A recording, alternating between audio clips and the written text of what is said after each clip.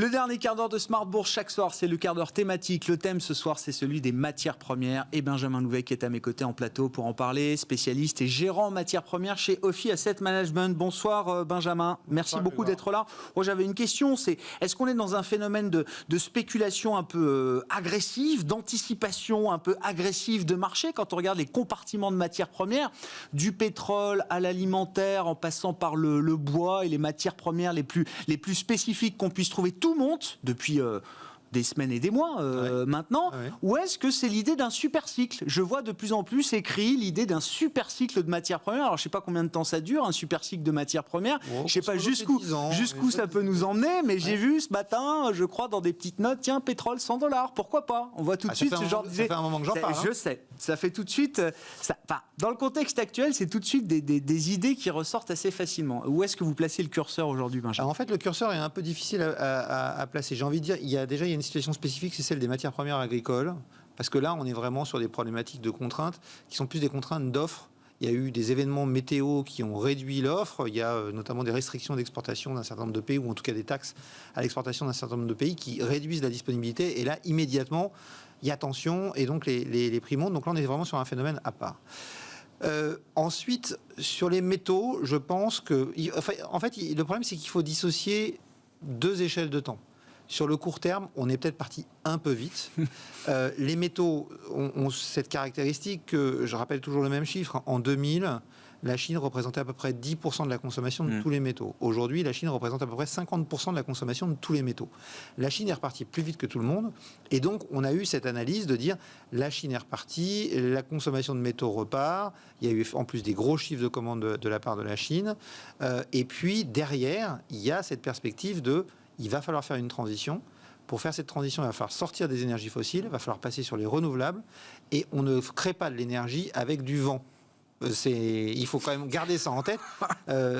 Bill Gates l'a rappelé plusieurs fois dans des conférences. Pour faire de l'énergie, on peut faire de l'énergie avec du vent, mais il faut un transformateur. Et ce transformateur, il consomme des matières premières. Donc, on va avoir besoin de métaux, de beaucoup de métaux à long terme. Et ça, je pense que c'est effectivement bien parti pour un super cycle dans ce secteur-là. Mais à plus court terme, vous le rappeliez dans votre émission précédente, il y a eu des chiffres un peu décevants en Chine qui sont tombés ce week-end. Et on se demande dans quelle mesure on a peut-être mis un peu la charrue avant les bœufs. Et si en fait, on ne devrait pas avoir à un moment une phase d'accalmie sur le cours de ces métaux qui sont sans doute montés trop vite et qui vont devoir se calmer avant de retrouver peut-être un super cycle lié à ces phénomènes de transition dont on parle depuis un moment, sur l'argent, sur le platine, sur le cuivre, et qui peuvent amener ces cours beaucoup plus haut et nous emmener dans un super cycle. Et puis il y a les énergies fossiles qui, elles, sont dans une situation encore plus particulière parce qu'il va falloir qu'on s'en débarrasse. Le problème, c'est qu'on ne va pas assez vite dans la transformation de notre système énergétique. Et donc, on se retrouve dans la situation où, alors qu'on veut arrêter les énergies fossiles, on n'est pas encore prêt à les remplacer. Et donc, c'est là que je dis depuis un certain nombre de mois, en sortie de crise sanitaire, on a un gros risque de se retrouver avec un choc pétrolier, parce que comment voulez-vous qu'une société comme Total ou autre aille investir massivement dans une énergie dont on lui dit qu'on n'aura plus besoin demain? Si on investit dans les pétroles de schiste qui s'exploitent pendant, on va dire, grosso modo 18 mois, après ils continuent à être exploités, mais qui produisent beaucoup moins, là vous pouvez y aller. Sur des gisements beaucoup plus importants, sur du gisement conventionnel, vous faites des investissements à 10 ans ou 15 ans. Si on vous dit dans 15 ans le pétrole c'est fini, eh bien, vous réfléchissez à 2 fois avant d'investir. Donc, on va se retrouver, et Patrick Pouyanné l'a dit lui-même, en 2025, on risque de se retrouver avec un déficit de production de 10 millions de barils par jour. Si on a ça, je vous laisse imaginer l'impact sur le prix du pétrole et donc le potentiel d'appréciation de ces cours. Et à ce moment-là, ça risque de... Alors, ça a un avantage, c'est que plus le pétrole est cher, plus on va chercher à sortir vite du pétrole. Mais en attendant, il va falloir gérer cette période de transition qui va être compliquée. Alors, on n'en est pas là, parce qu'aujourd'hui, il y a quand même cette réunion de l'OPEP cette semaine. Et voilà, j'allais dire, heureusement, il y a l'OPEP cette semaine, pour peut-être gérer un peu la partie production. Ça doit les démanger quand même au sein de l'OPEP, là, avec la remontée des prix, de relâcher un peu les efforts de restriction qu'ils mettent sur la production. Bien sûr. Alors, c'est là que j'en reviens aussi sur le pétrole. On est un peu dans la même situation que sur les métaux. On a des prix qui sont remontés parce qu'on a un meilleur équilibre du marché, mais on a un meilleur équilibre du marché parce que l'OPEP a retiré 7,2 millions de barils par jour de production. Et on en est toujours là aujourd'hui.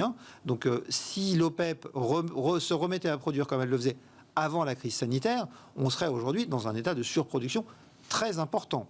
Donc, on n'est pas à l'abri Très bien. de voir les prix du pétrole corriger. Pourquoi ? Parce que avec ces prix qui remontent, et bien comme vous le dites, il y a un certain nombre d'acteurs que ça démange. Les Russes au premier chef, qui font pas partie de l'OPEP, mais qui sont dans l'OPEP+, aujourd'hui dans l'accord. Le Kazakhstan qui a commencé à reproduire davantage. Et donc, il va falloir arriver à mesurer tout ça. Et alors, dans ce cadre-là, l'Arabie Saoudite a peut-être joué un coup, encore une fois, assez intelligent. Moi, je suis assez fan de la façon dont les Saoudiens gèrent ces situations. Ils ont accepté, lors de la dernière réunion, de leur propre chef, de réduire leur propre production d'1 million de barils. Donc là, on va parler, normalement, on peut remonter la production de 500 000 barils par jour, chaque mois, à compter du mois d'avril, pour les 3 prochains mois. Mais il y a quand même ce million de barils supplémentaires à remettre sur le marché. Et donc là, si on a un certain nombre de pays qui disent, moi, je veux remonter ma production, l'Arabie Saoudite peut leur dire, écoutez, si vous faites ça, moi, mon million de barils, je le remets sur le marché. Ou vous jouez le jeu, ou vous ne jouez pas le jeu. Parce qu'aujourd'hui, grâce à l'Arabie Saoudite, les limites, les quotas fixés par l'OPEP étaient respectés à 103% le mois dernier. Ils sont respectés à 121%. Ils prennent sur leur compte ce mois-ci. Des pays qui sont peut-être plus complaisants, on va dire, avec les règles de l'OPEP aujourd'hui. Mais c'est super intelligent, Grégoire, parce que ça met une pression sur ces pays-là. Et en même temps, l'Arabie Saoudite, en annonçant ça, a réduit sa production de quoi ? 15-16%. Les prix ont gagné combien ? 15-16%, peut-être un petit peu plus. Et donc, au final, ils produisent moins de pétrole et ils touchent la même chose. Donc, au final, ils ont repris la main et ils ont aujourd'hui, à l'amorce de cette réunion, un pouvoir de négociation qui est de dire soit vous continuez à jouer le jeu, soit moi je joue plus le jeu non plus. C'est exactement ce qu'ils avaient fait en 2014. Je ne sais pas si vous vous souvenez, j'avais écrit un papier qui s'appelait Une grande leçon de diplomatie, où ils s'étaient mis d'accord sur une réduction. Tout le monde s'était dit oui, nous après comme ça on dira qu'on peut pas, qu'on a des problèmes et qu'on peut pas. Et la réunion suivante, ils ont dit ok, vous voulez pas réduire ? Alors c'est simple, soit vous réduisez avec moi et moi je réduis, et à ce moment-là on vend tous 95% de notre pétrole, mais on le vend 20% plus cher. Soit vous réduisez pas, et moi je réduis pas non plus, et à ce moment-là vous vendrez 100% de votre pétrole, mais vous le vendrez 30% moins cher. C'est à vous de voir. Et donc là, on a vraiment un pilote dans l'avion qui me fait dire que tout va bien se passer alors. On a peu de chances de voir les prix du pétrole s'effondrer. Je comprends. Mais ça va être plutôt bien piloté. Pour que les prix remontent vraiment, il va falloir qu'on arrive à piloter correctement les relations, notamment entre l'Arabie Saoudite et la Russie, au sein de cette période un peu délicate. Mais je pense que tout le monde y a intérêt et donc on va trouver une solution. Les prix du pétrole ne seront pas à $100 demain. Je le redis parce qu'on me dit des fois, vous dites que le pétrole va à $100. J'ai dit oui, le pétrole ira à $100 pour moi, probablement, en excès, dans les 12 à 18 mois qui suivront la fin de la crise sanitaire. D'accord. Pourquoi ? Parce qu'à ce moment-là, on aura une visibilité et là, on va commencer à se poser les vrais problèmes. Le coup d'après, c'est comment on fait avec le manque d'investissement qu'il y a eu pour revenir à la consommation de pétrole qu'on a. L'once d'or était à $2000 l'été dernier. On est retombé, je ne sais pas, entre 1700 et 1750 dollars aujourd'hui. Est-ce que vous direz que le parcours est décevant, sachant que l'once d'or est supposé être un hedge contre l'inflation, une couverture contre l'inflation, et qu'en ce moment on parle que de ça ? Alors on parle que de ça, mais quand on regarde les chiffres, aujourd'hui les anticipations d'inflation, elles reculent.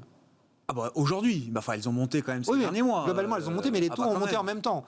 Ce qui compte pour l'or, c'est les taux réels. Et pour l'instant, les taux réels, ils sont plutôt en train de remonter. Ce qui pénalise l'or depuis le début de l'année. Finalement, sur la fin d'année dernière, il n'a pas fini à $2000, mais il a fini aux alentours de 1850, 1900 $. On a quand même eu une performance de plus de 20% l'année dernière, et il est en baisse de 9% depuis le début de l'année. Bon, effectivement, c'est une période un peu difficile qui s'explique par le fait qu'on a des anticipations d'inflation qui, pour l'instant, ne remontent pas.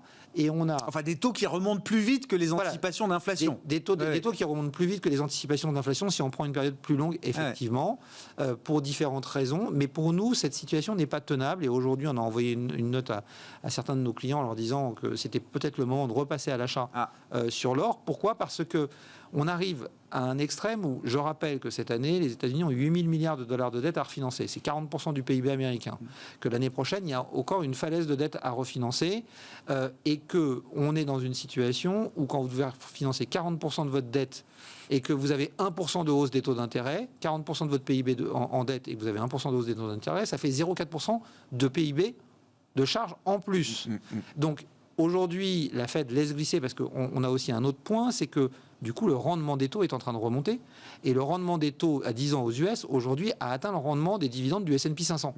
Donc, on a un gros risque de voir une rotation de portefeuille et une correction forte des actions. Pour l'instant, ce n'est pas le cas. Donc, la Fed reste muette. Mais si j'ai un pari à prendre, c'est que je pense que dans les 15 jours qui viennent, on a la réunion de la Fed le 17 mars, je vois mal la Réserve fédérale rester muette et ne pas donner quelques guidance pour expliquer que on va quand même s'arranger pour que les taux ne vont pas continuer à remonter pour que au rythme auquel ils ont le bout de déjà la courbe remonté. ne puisse pas remonter dans Bien ces sûr. conditions-là. Ouais. Donc on devrait avoir à ce moment-là des taux réels qui vont rebaisser. Je pense qu'on va avoir un effet de base sur l'inflation de l'autre côté avec les matières premières, parce qu'on va rentrer dans la période où, en mars de l'année dernière, je ne vous rappelle pas ce qui s'est passé, on a les prix du pétrole qui sont cassés la figure, vous le disiez, les ressources alimentaires ont beaucoup monté, donc on va avoir un effet de base de l'inflation, tout ça peut nous emmener à des taux d'intérêt réels qui rebaissent, et donc l'or qui pourrait... Et un narratif qui va redevenir beaucoup plus favorable pour l'or, peut-être. Bien sûr, sachant que sur le long terme, cette dette massive des États nous garantit que les taux d'intérêt réels ne puissent pas remonter de façon très importante. Si la Fed attend le 17 mars ou si Jérôme Powell sera peut-être amené ça dépendra du marché action. Ça dépendra du marché action, de la vitesse de remontée des taux et des dégâts qu'il peut y avoir sur les marchés actions. En tout cas, on a suivi ça de très près la semaine dernière. Mais les marchés testent la Fed. Ah oui, complètement. On dit qu'il ne faut pas se battre contre la Fed, mais là, il y a quand même un petit bras de fer qui a été engagé entre certains investisseurs obligataires et la Banque centrale américaine. Merci beaucoup, Benjamin. Merci d'avoir été avec nous dans ce quart d'heure thématique de Smart Bourse chaque soir. Marché à thème. Le thème du jour, c'était les matières premières, bien sûr, avec Benjamin Louvet, gérant matières premières chez Ophi Asset Management.